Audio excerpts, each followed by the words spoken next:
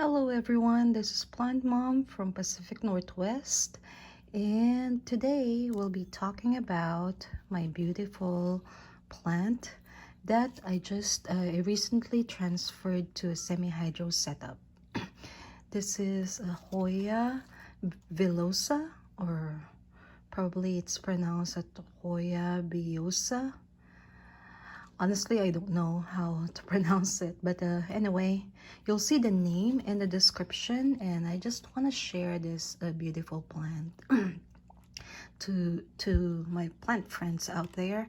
Um, this particular plant started from a one node, one leaf in my care. I acquired this more than a year ago. It came from Russia. It traveled for 3 to 4 weeks, and at the time it was really cheap. And what's the reason why I purchased it? The reason is because of its beautiful leaf. When I saw it online, it has a very shiny leaf, and it's actually described as fuzzy. So I didn't realize a plant can be fuzzy and at the same time shiny. So I purchased it. It was only $35 at the time, and honestly it's really cheap. Right now this plant with one leaf, one node can go up to $150. That's how expensive it is now, and I think you know why, right? A lot of people are really into plant parenting, and especially for Hoyas, it's very popular.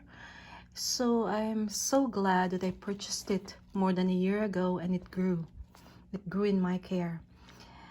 Why am I transferring it to semi-hydro? It's because it's been so slow. I'm supposed to see this taller and happier, but it seems like the setup with the chunky mix is so dry for Hoya. So in a semi-hydro, where it's now in with the leca balls. Leca balls is a lightweight expanded clay aggregate. This serves as the substrate for this plant, and then when you water it, it will have its water reservoir at the bottom, which I'm planning not to overdo because I'm afraid of root rot. So it will be just a very small water reservoir at the bottom. It will make this setup to be in a higher humidity level. So that is actually the reason why I put it here. Plus, at the same time, I can monitor it well. If there's a root rot, you can just remove the leca balls easily and check on the roots. It's so easy to maintain that way.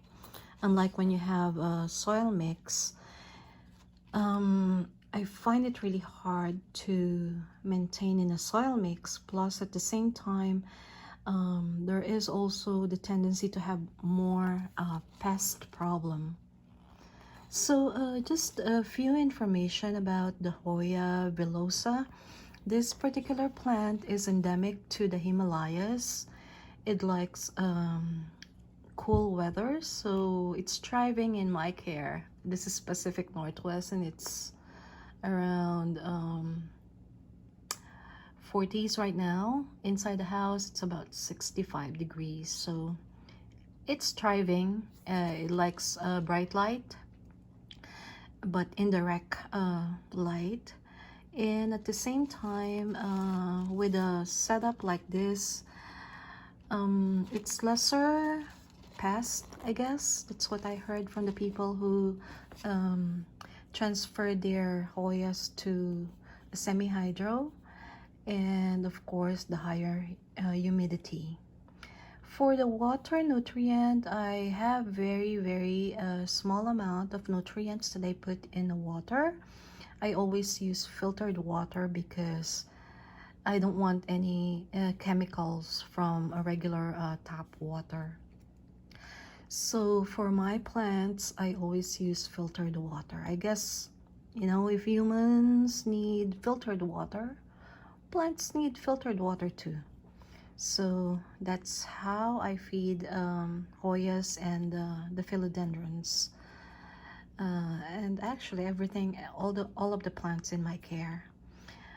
One more thing that I'd like to mention is the the veining in this, or venation in this plant. It's just so beautiful. And let me focus. That's the fuzzy leaf. You can see the hair, the small hair, and it's really shiny. So it's a special plant. Some of the leaves, they have this rippled sides, and even the back of the leaf, it has that fuzzy feel. Up to the stem, you can see that they have aerial, or what, I'm not sure if it's aerial or feeder roots. So Hoyas are epiphytes, so they can actually absorb water through air. So when you have the high humidity, they feed through that. So that's really good. They really thrive in a high humid environment. So most of them are thriving in the wild, near the river. So they climb up trees. So that's how they survive in the wild. On this one, you can see that, let me just focus that one. That's the growth for the Hoya villosa. And I'm so excited for that one. I'm going to trellis this and see if the growth will grow faster. And at the same time, I'll be putting this setup near the northeast window. So yep, that's where it's going. And we'll see how this Hoya will thrive in this setup. I'll give you an update in a few weeks. So don't forget to like this content if you're getting really good information from my channel. And also don't forget to subscribe.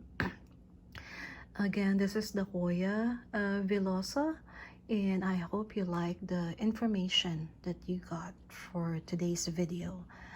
Don't forget to subscribe if you want more updates from my plant collection. Thank you for watching, and be safe and healthy, everyone. Bye!